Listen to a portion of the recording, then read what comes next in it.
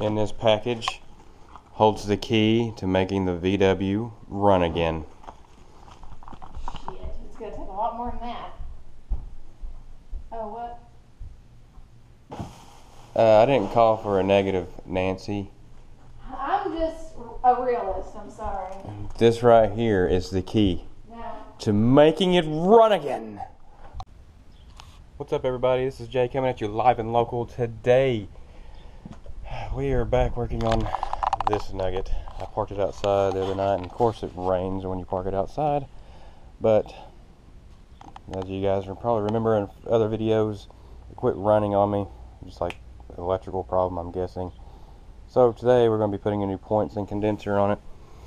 I ordered one, got it in just the other day, and yeah, we're going to be doing that. I got a feeler gauge for it, 16 thousandths of an inch on the end right here to set the points. Got a spark plug checker, or a spark checker, I mean. Really handy tool to have when you're working on stuff like this. You need to see if you're getting spark, four-wheelers, dirt bikes, whatever. I use it on a lot of things. That's a good little thing I bought at Harbor Brakes, or Harbor Freight, whatever you want to call it. So we'll be checking to see if we're getting spark. And yeah, so we're going to start doing that today.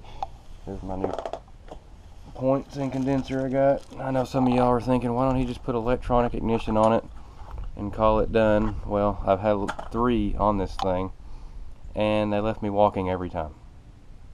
So why pay $100 every time when you're having to fix something and they leave you stranded anyway? Rather than paying $8 for a new Bosch points and a new Bosch condenser. That's just my theory. Here's another real handy tool to have. Is I like using this little battery tender junior for things. I always keep a lot of my batteries charged. I check them all every once a month, or I check all my batteries once a month. Real handy tool to have, a battery tender junior. I use it to check all my batteries once a month that I don't use on a daily basis, like ATV batteries and what have you not. But just plugs in and hook the negative to the negative and the positive to the positive, and let it do its thing.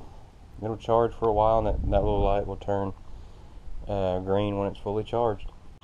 Got my old points out right here. Got my new points ready to go back in. You got your screw that you take out. I'll show you how to put them back in here in a little bit. They went in right there, just a screw really, and they're just not in a little notch right there. I'll show you. It's really easy. Kindergarten stuff. This stuff is really easy to do. But take the old condenser stuff out. This wire right here. Well, if I can get it to come out. Oh yeah, it's out there with a screw. What we're going to be doing is taking the condenser out right here. It has a screw right there, and you got to take out this wire. You have the wire coming off your coil. I was in there, I unplugged that, but there's a screw on it right here you can't see that holds this nugget in right here. I'm going to take that screw out real quick. We'll take this old condenser off, and then we'll start putting in new parts. Alrighty then. I got the condenser mounted. I had to do a butt connector on there. I don't like doing that, but it is what it is. Just to see if this thing will run. It's a cheap part anyway, because that connector down there that goes into the distributor was totally different. Mine's a round, that one's a square, so on and so forth. But I got it hooked in there. So now I'm going to put these new points in there, and you'll see that little nugget right there, the little raised part. That is actually going to go in that hole right there. And then you're going to have a screw that goes in that little notch, and it's going to go in that hole right there. Let's try this. So you can put that in there. Give it pivoting a little bit. Well, I say that. Oh, so that major malfunction. Put that right there. Now, put that in there. See how it's pivoting? It's stuck in there, not going anywhere. So I thought. There. Now we'll put the screw in. It's going to be fun. I got this little screw right here, little flat blade screw. It's going to go in that little notch down there, and then we'll set the point gap and plug it up and hook it all back up and see if she'll run.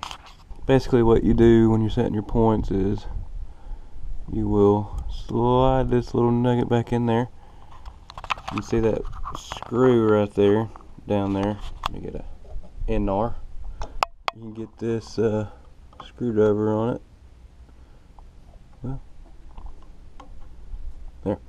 You get that screwdriver in there on it, NR, and you will loosen it, and you will kind of push this over there closer to it and tighten it down. And when you pull your filler gauge out, you'll have a resistance on there, and you're set. And you want to spin the engine over by hand to get the lobe on that cam.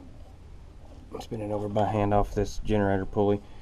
Get that lobe lined up to the tallest point that you can right down there in R, and that'll open the points up, and you set the gap, and then you can plug them up, and then I'm pretty much done.